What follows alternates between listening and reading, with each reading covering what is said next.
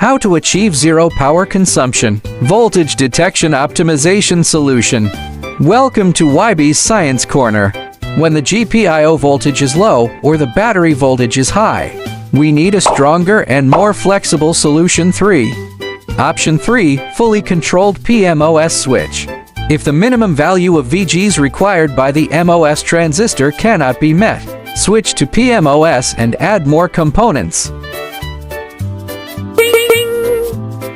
Taking a 12 volts battery as an example, VG's technologies minus 12 volt at the moment of conduction.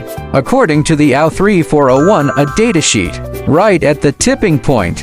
To solve this problem, we can divide the voltage by connecting a resistor R4 in series with R3 at the gate. Make sure that the absolute value of VGs is always within safe limits. Option 4, summary and comparison. Let's wrap it up quickly. From Plan 1 to Plan 3, we add a small number of components, successfully using flexibility and cost, in exchange for zero shutdown power consumption and higher reliability. That wraps up this episode's video content. If you have any questions, feel free to leave a comment below. Goodbye.